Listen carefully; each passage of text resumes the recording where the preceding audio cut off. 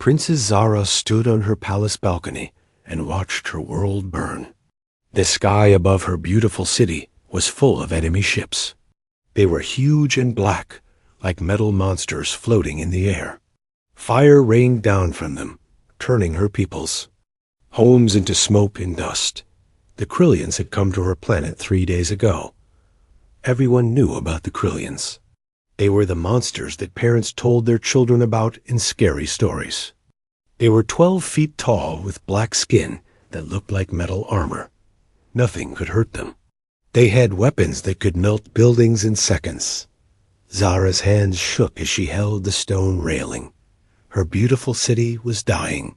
The tall crystal towers that had stood for 1,000 years were falling down. People ran through the streets screaming. Some carried their children. Others helped the old and sick. All of them were trying to get away from the death that fell from the sky. "Princess, you must come inside," said General Kane. He was the leader of her guard. His face was dirty and had cuts on it. His uniform was torn. "The enemy is getting closer. We cannot protect you out here." Zara did not move. She could not stop looking at her dying world. "How many of our soldiers are left?" she asked. Kane's face got sadder. "Not many. Maybe 2,000. The Krillians have 50,000 troops on the ground now. More ships keep coming. What about our weapons? Our shields? They do nothing against Krillian technology. Our best plasma cannons just bounce off their armor. Their shields stop everything we shoot at them." Zara finally turned to look at Kane. She had known him since she was a little girl. He had taught her how to ride and how to fight. Now he looked old and tired. The hope was gone from his eyes. "So we are going to die," she said. Kane did not answer right away. Then he said, "The Galactic Council sent help." "Help? What kind of help?" Zara felt a small bit of hope. "A ship is asking permission to land. They say they are from Earth." Zara frowned. "Earth? I have heard of them. They are new to the galaxy. They just got space travel a few years ago. What can they do that we cannot?" "I do not know, Princess. But they are all we have." The sound of explosions got louder. The enemy was closer now. Zara could see Krillian soldiers marching through her streets. They were huge and terrible. Their black armor shined in the light of the burning buildings. They had weapons that could cut through anything. Her own soldiers tried to fight them. Zara watched as 10 of her best guards attacked one Krillian soldier. They shot at him with everything they had. The energy beams just bounced off his shield. He raised his weapon, and all 10 of her soldiers were gone in a flash of light. "Let the Earth ship land," Zara said. "What do we have to lose?" Kane spoke into his radio. A few minutes later, he said, "They are coming down now." Zara and Kane went to the landing area behind the palace. It was a flat space where ships could land safely. They waited and watched the sky. Soon they saw a small ship coming down. It was much smaller than the Krillian ships. It looked old and simple. When the ship landed, only one person came out. It was a human male. He looked to be in his 30s. He had brown hair and calm eyes. He was not very tall, maybe 6 feet. He wore simple clothes that looked like a soldier's uniform. On his back was a long case. Zara stared at him. This was their help? One man? General Kane was angry. "This is an insult. One soldier? We asked for help, and they send us one man?" The human walked up to them. He was calm and quiet. "I am Sergeant Jake Morrison," he said. "I am here to help." "Help?" Kane almost shouted. "Look around you. There are 50,000 enemy soldiers out there. They have weapons that can destroy buildings. They have armor that nothing can hurt. And Earth sends us one man with an old gun?" Jake looked around at the burning city. He did not seem scared or worried.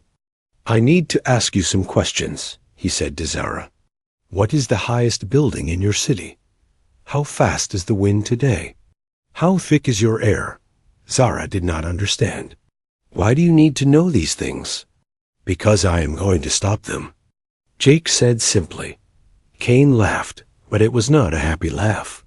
Stop them? How are you going to stop 50,000 Krillians? Jake opened his case. Inside was a long metal weapon.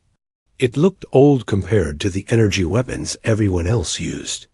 One shot at a time, he said. More explosions shook the ground. The Krillians were almost at the palace now. Zara could hear her people screaming. Soon they would all be dead or slaves. But something about the quiet human made her feel different. He was not scared like everyone else. He acted like he had done this before. The tallest building is the North Tower, she told him. It is 800 feet high. The wind is light today, maybe 5 miles per hour from the west. I do not know. About the air thickness, Jake nodded. I need to get to that tower. I need 24 hours with no one bothering me. Can you give me that? 24 hours? Cain said. We will all be dead in 2 hours. No, Jake said. You will not. Something in his voice made Zara believe him. Maybe it was because she had no other choice. Maybe it was because he seemed so sure.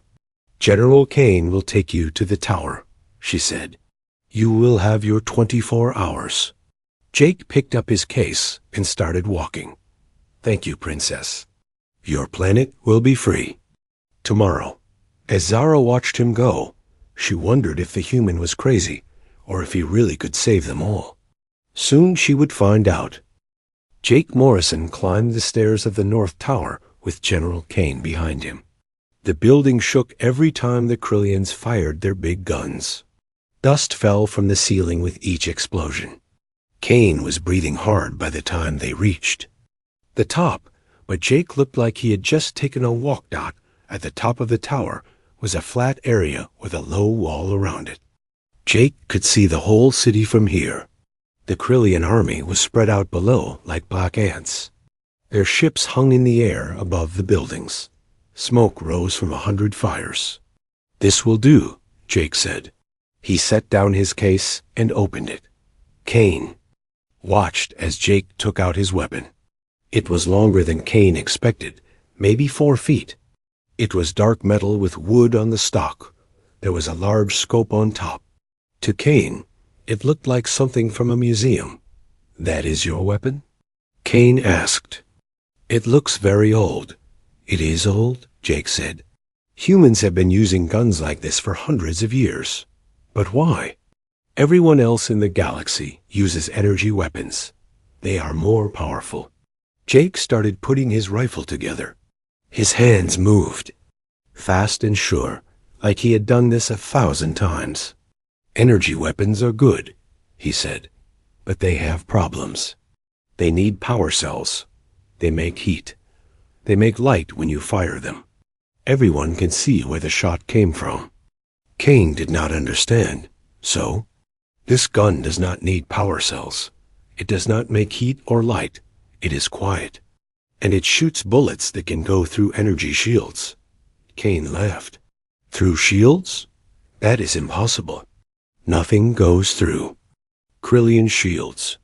Jake pulled a bullet from his case. It was long and thin, made of dark metal. This is not a normal bullet. Human scientists made it special. It uses magnetic fields to break energy shields. While Jake worked on his gun, Cain looked down at the enemy army. The Krillians had set up their camp around the palace. They had big guns pointed at the building. Their soldiers stood in neat rows, waiting for orders. There are so many of them, Cain said. Even if your bullets can hurt them, you are just one man. Jake finished putting his rifle together. Then he took out other things from his case. A small computer, a wind meter, some kind of measuring tool. In human armies, we have a saying. You do not need to kill all the enemy. You just need to kill the right ones. What do you mean? Every army needs leaders. Take away the leaders. and the army falls apart. Jake pointed at the Krillian camp. See that big one in the middle? The one with the red marks on his armor? That is their general. He is giving orders to everyone else. Kane looked where Jake pointed. He could see the Krillian general. He was bigger than the other soldiers, maybe 13 feet tall. His black armor had red symbols on it. Even from far away, Kane could see that the other Krillians listened to him. You want to shoot him? From up here? That is over 2 miles away. 2.3 miles, Jake said. He was looking through a small telescope. The wind is from the west at 4 miles per hour. Air pressure is normal. Humidity is 60%.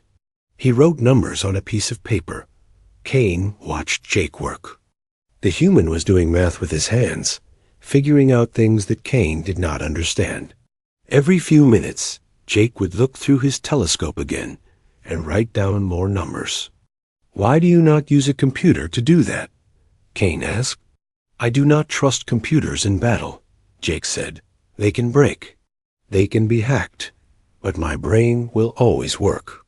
As the sun got lower in the sky, Princess Zara climbed up to the tower. She was worried about her strange human helper. When she got to the top, she found Jake lying on the ground behind his rifle. He was very still, looking through the scope. Has he done anything yet? She asked Kane quietly. He has been watching them for hours, Kane whispered back. Making calculations. I think he is crazy. Zara walked over to Jake. Sergeant Morrison, my people are dying down there. When are you going to help them? Jake did not move. He kept looking through his scope. I am helping them. I am learning. Learning. What? How the enemy thinks. How they move. Who is important. Jake pointed at the Krillian camp. See the general? He walks around every hour to check on his troops. He always goes the same way. He stops at the same places. Zara looked through her own binoculars. She could see the Krillian general moving through his army. Jake was right. The general had a pattern. He feels safe, Jake said. He thinks no one can hurt him. That is good for us. Why is that good? Because safe enemies make mistakes. They do not watch for danger. They do not change their habits. Jake finally looked away from his scope. Princess, has your world ever been in a war before? No, we have always been peaceful. We never learned to fight. Jake nodded. That is why you are losing. War is not about having the best weapons. It is about thinking like your enemy. It is about being patient. It is about waiting for the right moment. The sun was almost gone now. The Krillians had set up lights around their camp. They looked like they were getting ready to attack the palace in the morning. They will come at dawn, Jake said. That is when they like to attack. They think it makes them look powerful to attack when the sun comes up. How do you know that? Zara asked. Because humans have fought wars for thousands of years. We know how armies think. The Krillians are good at conquering planets, but they always do it the same way. They are not creative. Jake went back to looking through his scope. In human armies, we learn about our enemies. We study how they fight. The Krillians like to show off.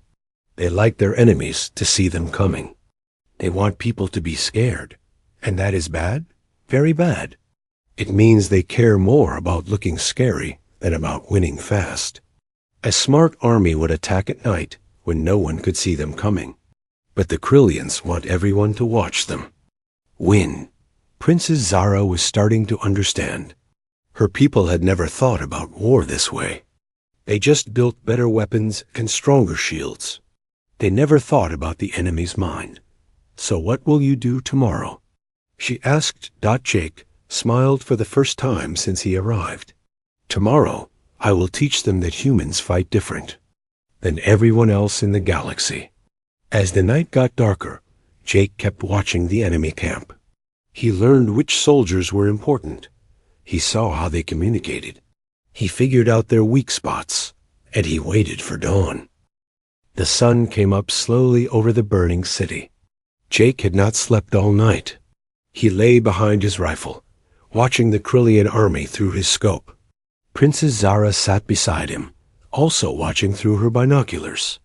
General Kane paced back and forth, too nervous to sit still. Down in the enemy camp, the Krillians were getting ready for their final attack. They formed into neat lines. Their black armor shined in the morning light. Their weapons hummed with power. At the front of the army stood their general, bigger and more frightening than all the rest. "Look at him," Kane said. "General Thax. They say he has conquered 50 worlds. They say no weapon can hurt him." Jake adjusted his scope slightly. They are wrong.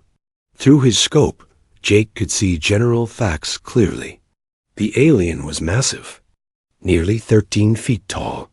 His armor was thick and black, covered with red symbols that showed his rank.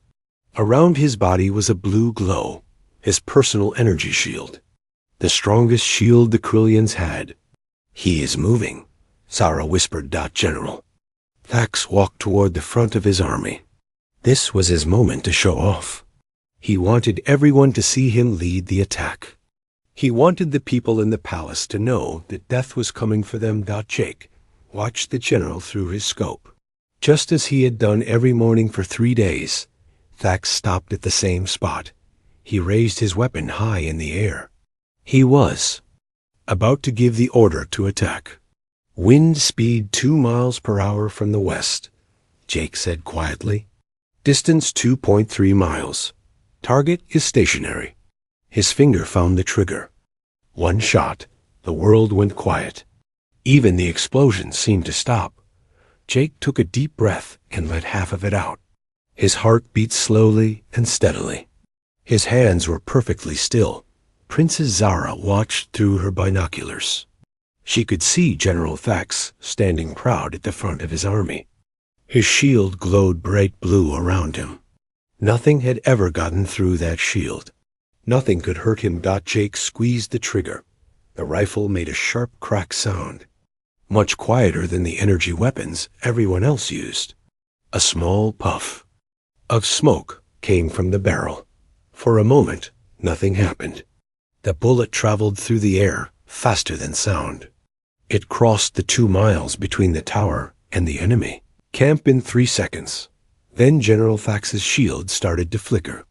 Special bullet hit the energy shield and did something impossible.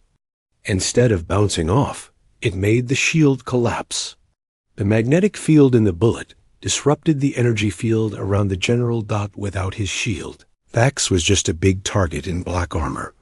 The bullet punched through his chest armor like it was made of paper. The huge alien general stood still for a moment, looking down at the hole in his chest. Then he fell backward and did not move again. The entire Krillian army froze.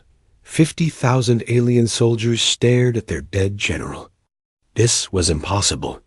Nothing could kill General Thax. His shield was unbreakable. His armor was the strongest in the galaxy. Yet he was dead, killed by a weapon they could not even see.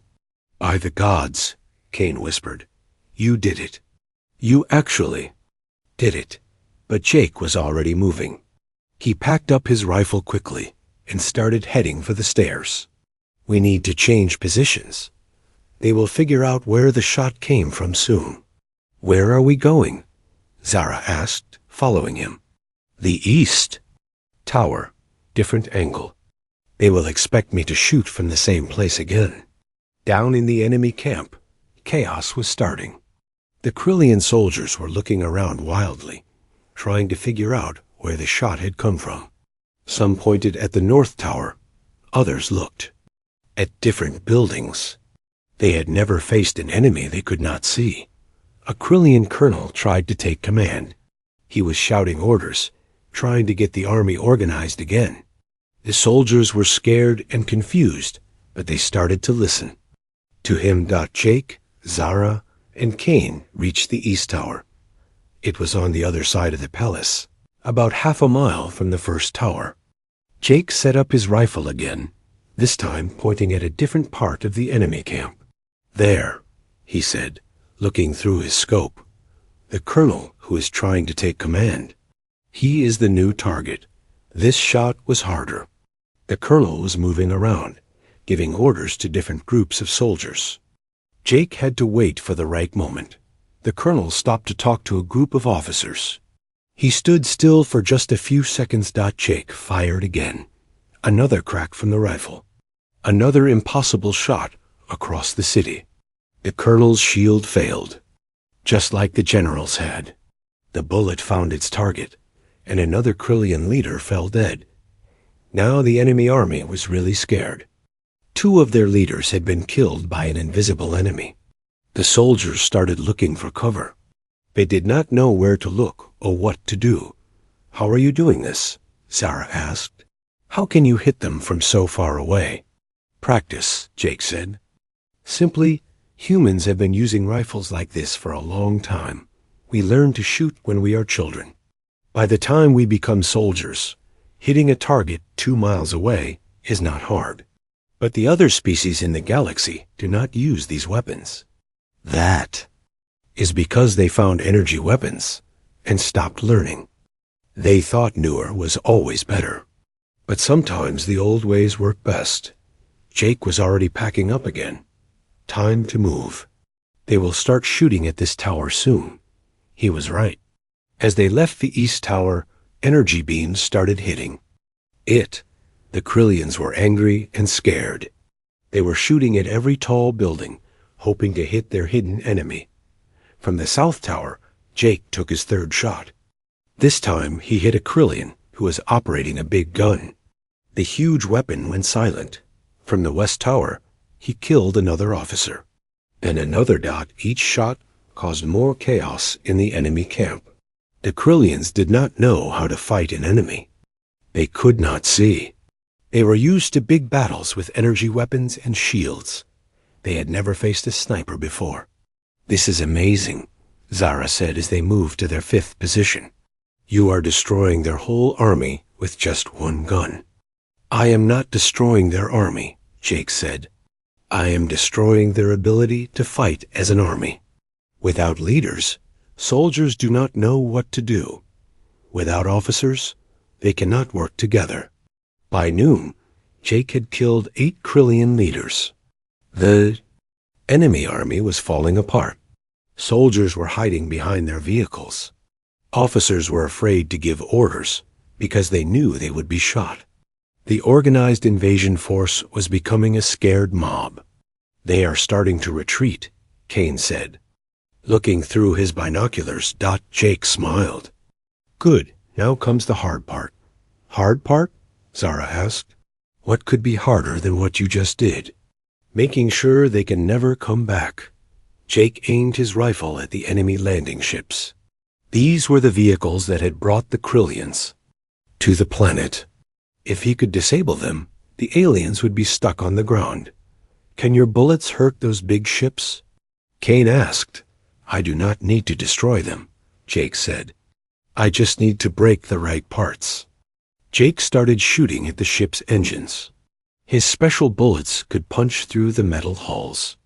Each shot hit a critical system: engine parts, navigation computers, communication arrays. One by one, the Krillian ships became useless chunks of metal. By evening, the mighty invasion force was trapped on the surface of the planet. Their leaders were dead. Their ships were broken, and they still had no idea where their enemy was hiding. Jake Morrison had done the impossible. One human with 1 rifle had stopped an army of 50,000 aliens, but he was not done yet. As night fell over the city, Jake continued his deadly work. He had moved to a new position every few shots, never staying in one place long enough for the Krillians to find him. Princess Zara stayed with him, watching in amazement as one human dismantled an entire army. The Krillians were no longer trying to attack the palace. They were too busy trying to stay alive. Groups of soldiers huddled together behind their vehicles, afraid to move in the open. Every time an officer tried to give orders, a bullet would find him from somewhere in the city. "Look at them," Zara sighed, watching through her binoculars. "They are scared." Jake was cleaning his rifle, preparing for another shot. Fear is a weapon too, maybe the most powerful weapon of all. "I do not understand." The Krillians are used to winning through strength. They have better armor, better shields, better guns. They expect their enemies to be afraid of them. But now they are the ones who are afraid. Jake pointed at the enemy camp. "See how they move? They stay close together. They jump at every sound. They keep looking over their shoulders. That is not how an army acts. That is how prey acts." General Kane had been quiet for most of the day, just watching Jake work. Now he spoke up. "In all my years as a soldier, I have never seen anything like this. How did humans learn to fight this way?" Jake looked through his scope, searching for his next target. Earth is different from other worlds. Most planets have one people, one government, one way of thinking. Earth has hundreds of different countries. For thousands of years, we fought each other. "That sounds terrible," Zara said. It was terrible. But it also made us very good at war. Every country had to learn new ways to fight, or they would be conquered by their neighbors. We learned about strategy, tactics, psychology. We learned that winning is not just about having the best weapons.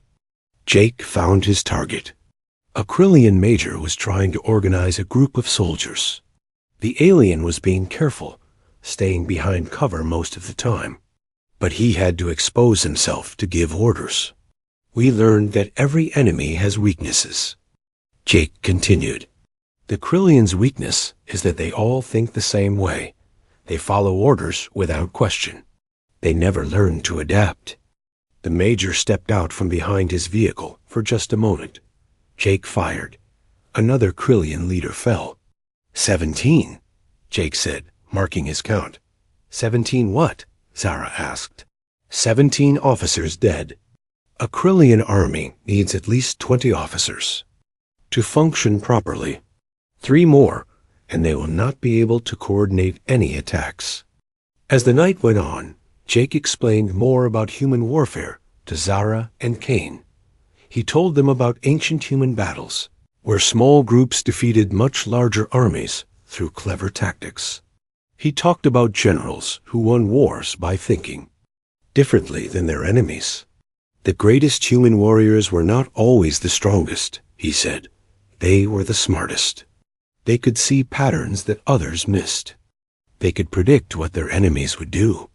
Is that what you are doing now? Zara asked. Yes. I have been watching the Krillians for 2 days. I know how they think. They are predictable. To prove his point, Jake pointed at a group of Krillian soldiers. Those soldiers will move to that building in exactly 5 minutes. They think it will give them better cover. Zara watched the group through her binoculars. 5 minutes later, just as Jake had predicted, the soldiers moved to the building he had pointed out. How did you know? She asked, amazed. Because they have been making the same mistakes all day. They always choose the biggest building. They always move at the same time. They never think about what their enemy might be planning. Jake had already positioned his rifle to cover the building. When the Krillians reached it, their sergeant was in his crosshairs. 1 more shot, 1 more dead officer. 18, Jake said. By midnight, the Krillian army was completely broken. The soldiers had stopped following orders entirely. Many had thrown away their weapons and were just trying to hide. Without their officers, they were not an army anymore. They were just a bunch of scared individuals. They are finished, Kane said. You have beaten them. But Jake was not satisfied yet. Beating them is not enough. If we just make them retreat, they will come back with more ships, more soldiers. We need to make sure they never want to come back. How do we do that? Jake smiled grimly. We make sure that when they go home, they tell everyone that humans are too dangerous to fight. Jake spent the rest of the night picking off key targets. Not just officers now, but also the soldiers who operated the big weapons. The ones who maintained the equipment. The ones who sent messages back to the Krillian home world. Each shot was carefully chosen for maximum psychological impact. Jake would wait until a soldier felt safe, then kill the soldier next to him. He would let groups of enemies see him shoot, then disappear before they could react. He made sure that every Krillian on the planet knew that death could come from anywhere, at any time. This is not just about winning the battle, Jake explained to Zara. This is about winning all the future battles, too. When these soldiers go home, they will tell stories about the human sniper who could kill anyone from miles away. Other Krillians will think twice before attacking human worlds. As dawn approached, Jake had killed 23 Krillian officers and dozens of key soldiers. The invasion force was completely destroyed as a fighting unit. The survivors were just waiting for a chance to surrender. "Princess," Jake said, "I think it is time for you to talk to them." "Talk to them? What should I say?" "Tell them they can live if they leave now. Tell them to go home and never come back. But make sure they know that if any Krillian ships ever attack this world again, the human sniper will be waiting for them." Zara nodded. She understood now. This was not just about saving her world. This was about making sure it would never need to be saved again. She picked up a communication device and sent a message to the surviving Krillians. "This is Princess Zara. Your invasion has failed. Your leaders are dead. Your ships are broken. You have one chance to live. Leave our world now and never return. If you do return, the human will be waiting for you." The response came quickly. The remaining Krillians wanted to surrender. They were ready to leave if only the invisible sniper would let them go. Jake looked through his scope one last time. The Krillian army that had seemed so powerful just 2 days ago was now a broken, defeated mob. And all it had taken was one human with one rifle. "Tell them they can go," he said to Zara. "But remind them of what they learned here. Remind them that humans fight differently than anyone else in the galaxy." As the sun came up on the second day, the Krillian survivors began to surrender. The siege of Princess Zara's world was over, but Jake Morrison's legend was just beginning. The sun was bright in the sky when the last Krillian soldiers came out of hiding. They walked slowly toward the palace with their hands up. No longer the terrifying warriors who had conquered 50 worlds. They looked like scared children. "Princess." Zara stood on her balcony, watching the surrender. 2 days ago, these same aliens had been burning her city and killing her people. Now they could barely look up from the ground. Next to her, Jake Morrison was packing his rifle back into its case. "Is it really over?" she asked him. Jake nodded. "For now. They will leave your world alone. But more importantly, they will tell other Krillians what happened here. Word will spread." Down in the courtyard, General Kane was accepting the surrender of the remaining Krillian forces. There were less than 10,000 left out of the original 50,000. Most had not been killed, but had run away into the wilderness during the night. They were too scared to fight anymore. "What will happen to them?" Zara asked. "That is up to you," Jake said. "You are their leader. But if you want my advice, let them go home. Let them tell their stories. Make sure everyone in the galaxy knows what happened here." Zara understood.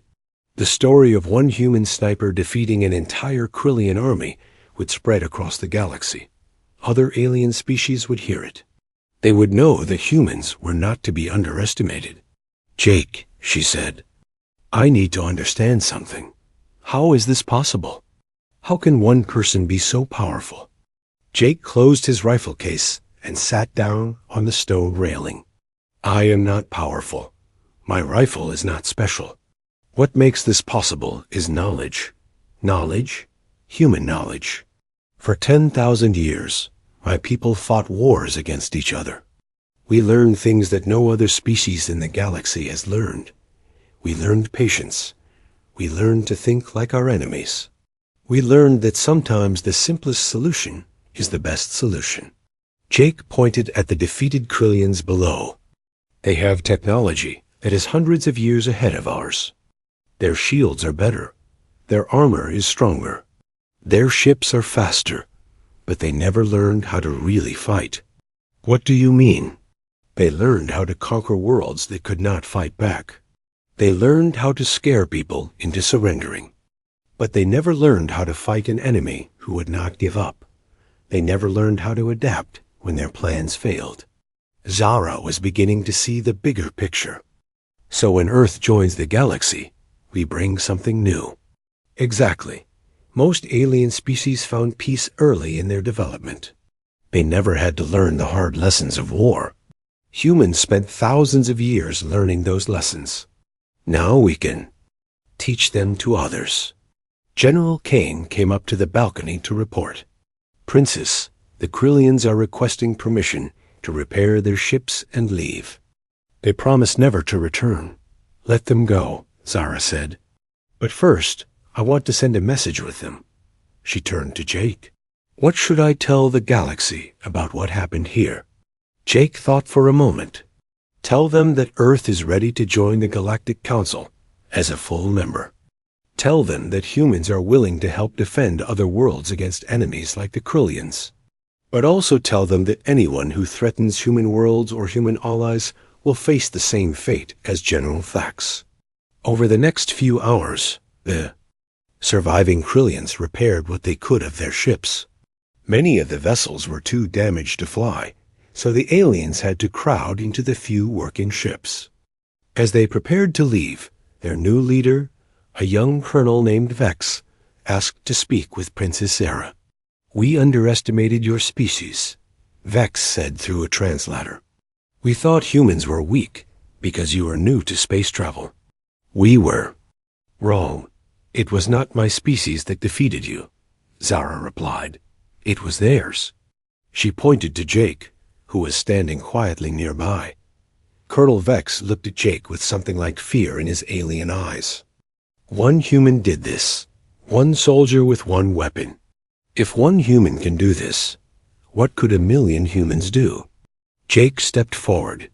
Colonel Vex, I want you to take a message back to your people. Humans do not want to fight the Krillians. We do not want to fight anyone. But if you attack our friends, if you threaten innocent people, we will stop you. We will always stop you. I understand, Vex said. The message will be delivered.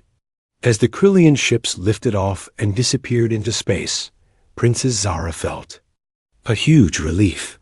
Her world was safe. Her people were free. But she also felt something else. She felt like she had witnessed the birth of something important. Jake, she said, what will you do now? Jake picked up his rifle case and started walking toward his ship. I go home. I report to my commanders. I tell them that the mission was successful. Will Earth send more soldiers like you? If they are needed. But I think word of what happened here will spread fast. Other species will think twice before attacking planets under human protection. Zara walked with him to his ship. I want to send a message to your leaders. I want to tell them what you did here. That would be good, Jake said. Earth is still new to galactic politics.